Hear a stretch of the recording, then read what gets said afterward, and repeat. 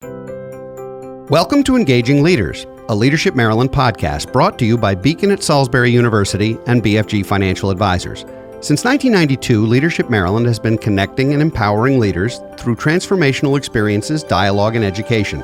Each month, we host candid conversations to promote positive outcomes in your organizations and communities.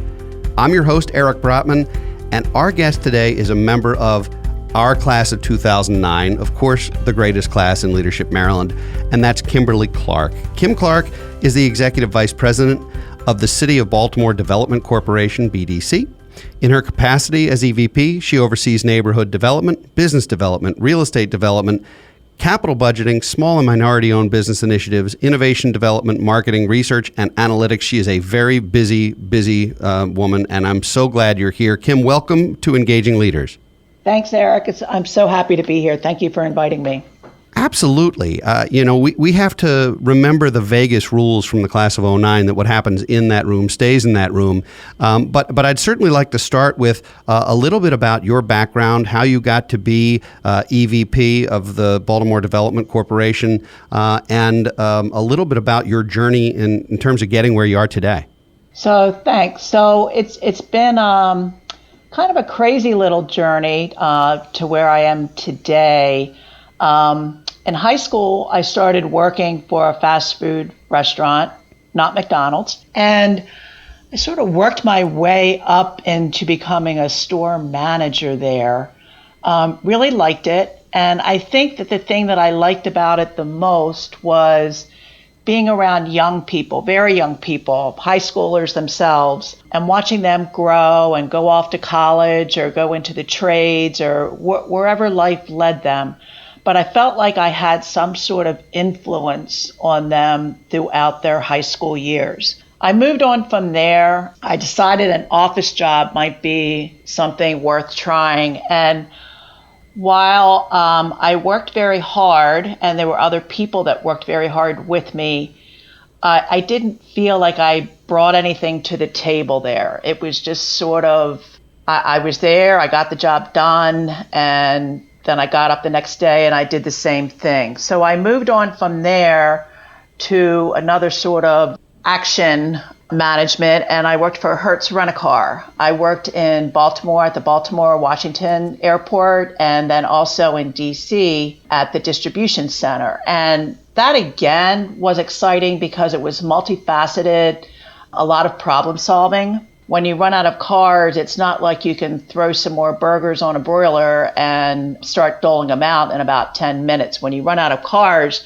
you've got to figure out what to do and how to provide the best customer service. So that led me into getting my real estate license, which then led me into taking a job at the housing department in Baltimore City, working in what was called the Business Assistance Group. And I worked in the small commercial areas of the city, helping to define those areas, fill vacancies, help businesses grow. And I really enjoyed working with the small businesses and the entrepreneurs. And I was headhunted, so to speak, to go to work for what's called BDC, the City of Baltimore Development Corporation.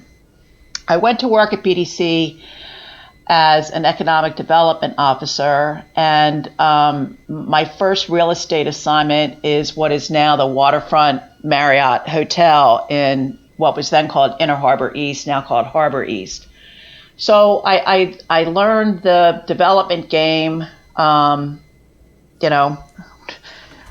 jumping headfirst into the swimming pool.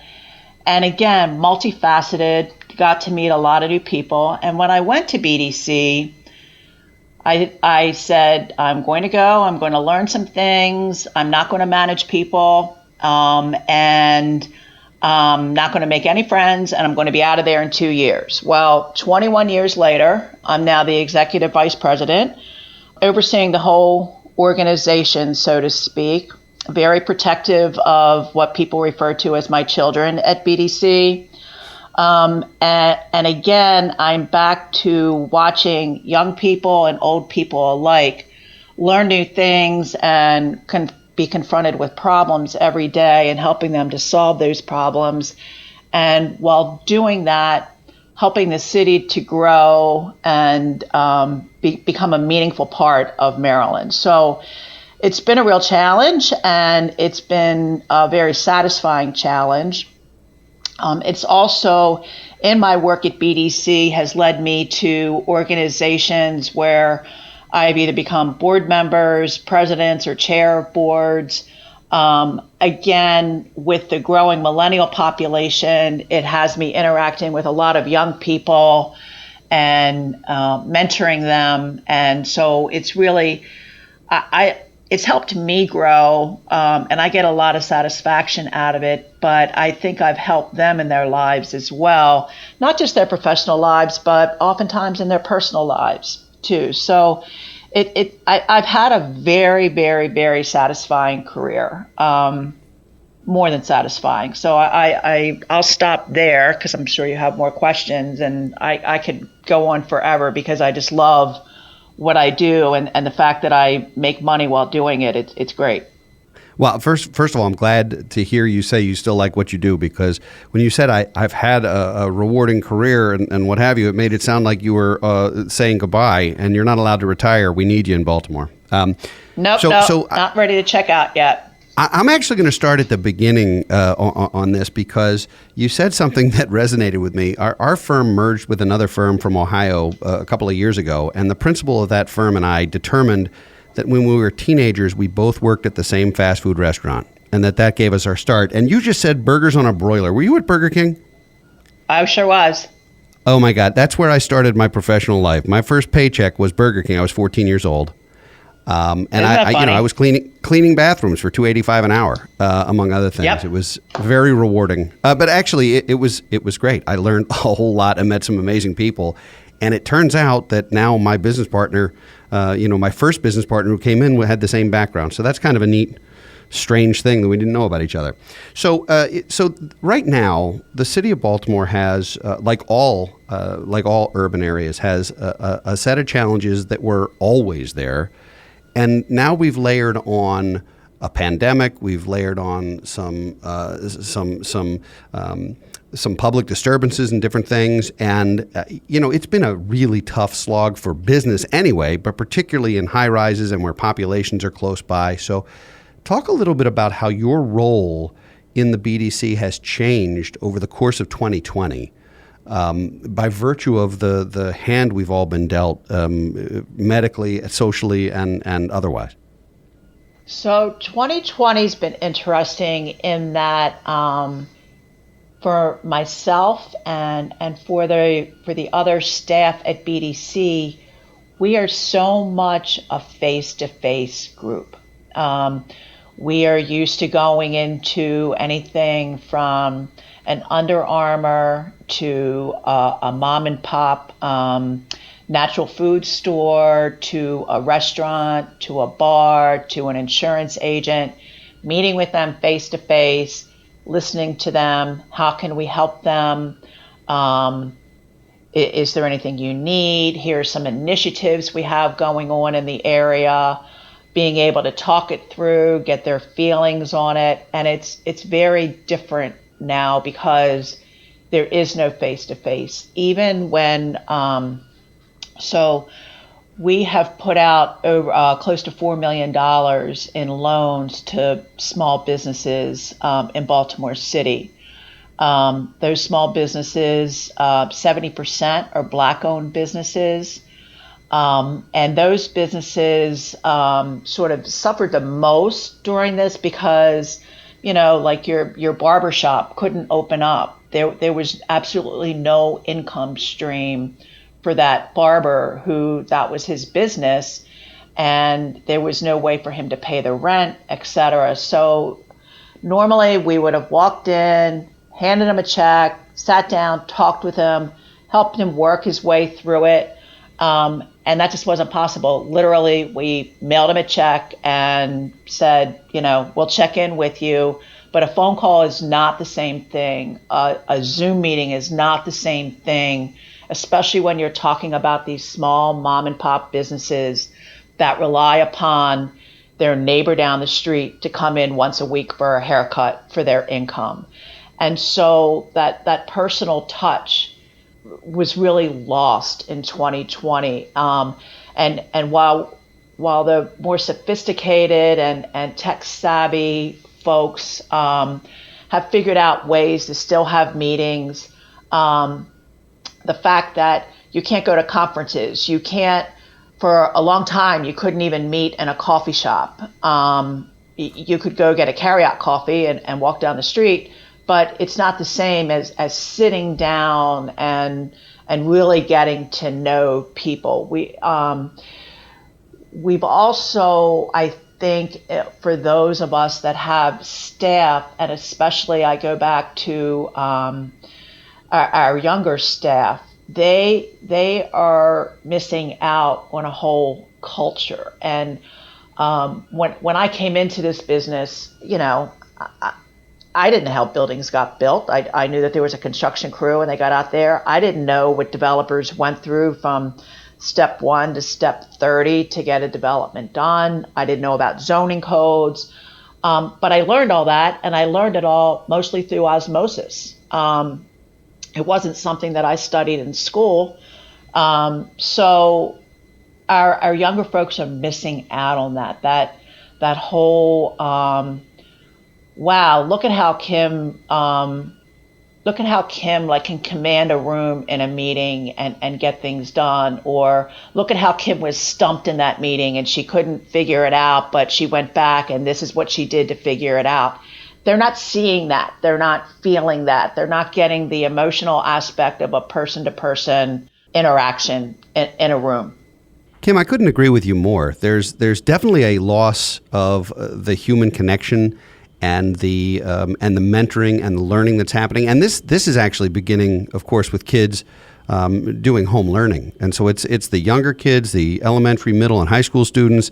The college experience certainly isn't what you and I might remember, because it's largely virtual, and so the world's changed on that front. I think most of us assume and certainly hope that a lot of that is temporary and that we'll be back to face, within a reasonable amount of time.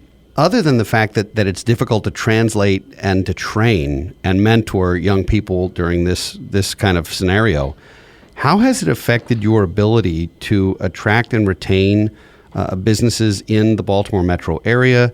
How has the real estate piece, and I know you have a strong real estate component to what you do and your background, both residential but specifically commercial, how is commercial real estate changing in the Baltimore metro area as a result of some of this? And is this temporary, or I hate the term new normal, but is the paradigm shift going to be potentially permanent in some ways? Yeah, so I think when you're talking about the office environment, especially in like a downtown area, there are definite concerns, because a lot of companies have gotten used to the teleworking and have changed their technology, upgraded their technology to see how it can work for them. There are a lot of employees that are like, I'm good, and what the ripple effect of that is not only high office vacancy, but when you talk about your mom and pop delis that rely upon those office tenants for the purchase of breakfast or a soda or lunch, and so you're going to see more and more and more of those closing down. And then in your commercial corridors, there are restaurants and bars that they're just going to close down. They're not going to be able to make it. And the backfill for those spaces is not going to be immediate. You're talking years down the road before the potential for the backfill. There's also the mindset of the residential, and so for a long time, Baltimore City suffered from the school flight, that we had a lot of singles and they got engaged, they got married, they would buy a house, but as soon as their children became school age, they headed for the surrounding counties. Plus, in that area over the past several years, where the improvement of the schools and the selection of schools, the way that people can select schools in Baltimore City has improved.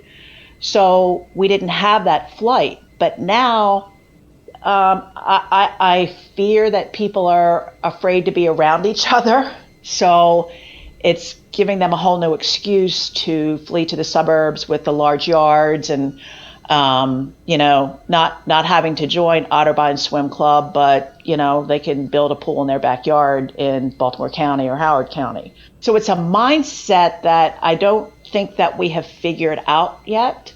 And I fear for the homeownership decrease in Baltimore City. I think that the rental market will probably be okay. But the ownership market, I think we could potentially see another decrease in that. The office buildings, we had done a great job of converting a lot of the Class B office space to residential in the downtown area. And some of the surrounding neighborhoods that had those historic buildings that could be converted to residential. But again, I fear that people and organizations have gotten used to the teleworking, and I think it's going to be harder to get folks back into the office. Like, I don't know that there's going to be a time when, quote, everyone's back in the office again. So this is sobering, naturally, and very, very serious. I have a fervent belief that there will be some, while change is painful, there'll be some really positive things that come out of some of this. One of them being for small employers ultimately to be able to hire someone anywhere, and not just small employers, any employers. So one of the roles of public-private partnerships relate to workforce development. And first you have to have jobs, but you also have to have people who are qualified to do those jobs. And that ball is moving down the field very, very rapidly. So, even prior to COVID, we had, biomed parks and cybersecurity and some other types of industries that were starting to dominate the landscape and be pretty successful. Where's the job creation likely to be? Are we going to be looking at distribution warehouse centers in areas that were traditionally a different type of real estate use? Are we going to have to consider a different type of development, maybe something a little more horizontal and a lot less vertical, since people are uncomfortable in small spaces, apartments, elevators, you name it? I mean, what are the opportunities? What are the positives that are likely to come, even if it's not immediate, as a result of some of this rapid change? Right. So one of the markets that has not suffered, they've maintained or done better, and that's our industrial real estate market. So your fulfillment centers, and not just Amazon, you go up and down the 95 corridor in Maryland, and you've got everything from Rite Aid distribution centers, Lidl, the grocery store chain distribution center, several Amazon fulfillment centers, and then what feeds off that, and that's not even talking about the port. The port was down, I think, for 6 weeks, where their numbers were down, but they've bounced right back. And what that leads to are areas like Trade Point Atlantic, the former Beth Steel in Baltimore County.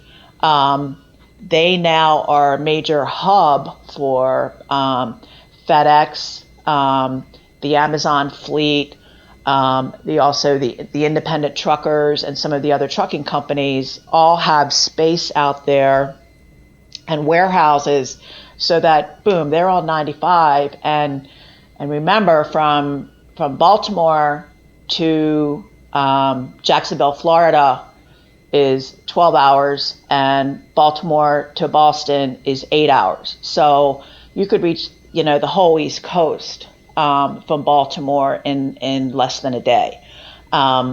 So we're still very well positioned for those type jobs. In addition to which, medical research, which we are all seeing right now, is very much needed. One of our fast-paced real estate development projects is actually happening at Emergent Biosolutions, because they're in partnership to actually manufacture the vaccine for COVID once this one company has developed it, so and gotten it approved. So we fast-tracked their permit to be able to expand their facility, so they're sitting on go when the vaccine is ready to be manufactured. So there's always going to be medical research. So Hopkins, our two anchors on each side of the city, Hopkins and the University of Maryland Medical Center, and that whole biopark related to the University of Maryland medical system, they're going to be okay. They're going to be fine, because we're still going to need those folks. And so our STEM education programs are going to continue to be important for the whole metro area and the whole state, and the East Coast for that matter. What is suffering right now as far as the higher education are the foreign students that, I mean, I drove past Hopkins campus yesterday. It's dead. And it's because the foreign students can't get in, and there's a lot of foreign students at Hopkins. So that's going to need to be figured out. But the trades are always going to be needed. I've had a plumber at my house 4 times since April. What have you been destroying that requires a plumber 4 times? Do I want to know? Well, it's because you're here and you see it. You know, if you're not here 24 hours, you don't hear that drip, drip, drip. Oh drip, my gosh. Drip, okay. Drip, drip. So you're keeping tradesmen busy at your residence. So that's helpful. Right. So the trades are always going to be needed. So those trade schools, you know, they're still viable. One of the issues that I think we're going to continue to have is getting people from point A to point B.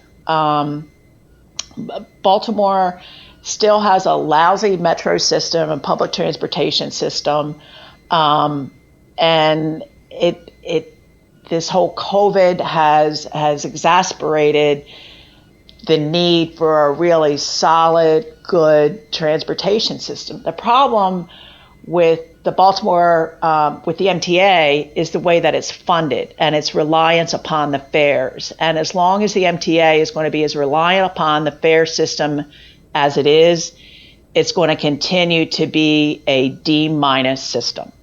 And if it's going to take somebody from West Baltimore 2 hours to get over to the Amazon Fulfillment Center because they have to change buses 3 times, there's going to continue to be a problem to employ the people that live in certain areas because they can't get there. Transportation has been a topic of discussion in Baltimore since well before you and I were born. Back when the founders of our city decided that subways weren't a good idea and that trolley cars were the future, we were doomed instantly. And we've seen good subway systems go up. Certainly New York thrives on it, although even the good systems right now are having trouble because of COVID. Presumably that's temporary. But, our system really goes from nowhere to nowhere in a lot of cases and is very, very slow. Some of the trucking you talked about, I wonder if the reduction in commuters is going to create less congestion on highways and make that industry more profitable and more efficient, just by virtue of the fact that the truckers aren't sitting quite as much as they were before. Now, of course, that's going to play a role on toll collection and on revenues and different things. I heard a statistic, and maybe you can anecdotally at least tell me what you think of this. I heard a statistic that up to 1/3 of American workers would be able to do their jobs remotely, or about 1/3 are in the position to do that, and about 2/3 are not. And of that third, let's presume that half of those people decide, or their companies decide, that they're going to be remote, and the other half do go back to the office in some way, and it's less populated. That takes 1/6 of the commuters out of the equation. In a fare system, like you talked about, that's devastating. But in a traffic system, in a system where we're constantly working on the Beltway, I don't remember ever driving on the Beltway in my lifetime and not seeing construction somewhere. Will some of the congestion of this area potentially be improved, and transit actually get a little better by virtue of the fact we don't have folks, doing the half-hour to hour-long commute in gridlock every morning? Is that coming? Do you think that's a real thing? I don't know, and it's something that I could argue myself. I could argue either way. One of the things that was said to me very early on, I was a child, and it's that Baltimoreans are married to their cars. That once a Baltimorean, and when I say Baltimorean, I don't mean just a city resident. I mean the greater Baltimore metropolitan area. And once they got a car, boy, they never got out of it. And I remember thinking about that and looking back. And if you look at the areas, the metropolitan areas where there were automotive facilities, so we used to have a huge GM plant down. Right. I remember. In southeast Baltimore, that employed at its peak, I think, 10,000 people. So, and if you look at Detroit and, practically the whole state of Michigan, but any of those metropolitan areas that had an automotive facility, their public transportation systems are not as good as those areas that did not have those facilities. And it's because such a large amount of the population worked at those facilities, and they got the discount on purchasing their cars. So they got married to their cars very early on, and they had more than one vehicle. So it's hard for generationally for us to get away from that. While we had seen an increase in bike ridership, it still was nothing like you see in Europe. I was in Copenhagen last summer at this time, and everybody was riding a bike. There were millions of bicycles. Just everybody rode a bike everywhere, and you don't see that anywhere in America, no matter where you are. So the transportation system will continue to be a battle, and it's a formula that we have to figure out. And I don't know who figures that out, but it's a formula thing that needs to be figured out. And I don't know who does that. I don't know if I don't know that it's just a transportation engineer, a traffic engineer, and a vehicle designer, because even if you get down to the driverless vehicles, it's still a vehicle, and having to figure out how you get X amount of people from point A to point B. I think you're right. I think there's going to be less commuters on the road, even when we get back to whatever normal will be. But there's still a public transportation system that needs to be figured out. Kim, we are dangerously close to the end of our show. I wish we weren't, because I have so many more things I want to ask you, and maybe we'll get to do that offline. You've shared a lot with us today, not only your background, but also some of the challenges facing our city and our surrounding areas. And really, that does have an implication in lots of areas around the country. Let's talk a little bit about, just here at the end of the show, about how your journey clearly was not linear. It was a great circle route from Burger King to where you are today. I love that. That's going to stick with me forever.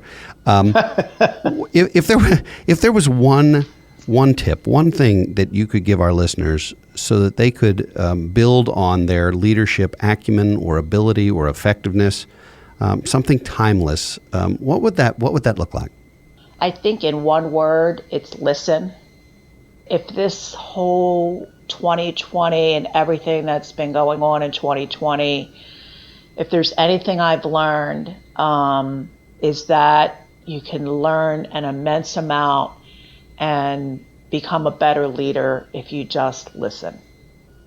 I love that. And I hope everyone has enjoyed listening to you. I know I have. And I've never learned anything speaking, so that's a good thing. Kim, you've been a great guest. Thanks for being on Engaging Leaders. Thanks, Eric. I appreciate it. Appreciate you having me, and have a great day. To all of our listeners, thank you for listening to Engaging Leaders, a Leadership Maryland podcast brought to you by Beacon at Salisbury University and BFG Financial Advisors. This is your host, Eric Brotman, reminding you to stay engaged. Be sure to tune in for new content every month. You've been listening to Engaging Leaders, a Leadership Maryland podcast. Leadership Maryland is the foremost statewide organization where critical conversations occur in an environment of trust and civility to facilitate actionable change. For more information, visit us at www.engagingleaderspodcast.com. Please subscribe and leave us a review on your favorite podcast platform.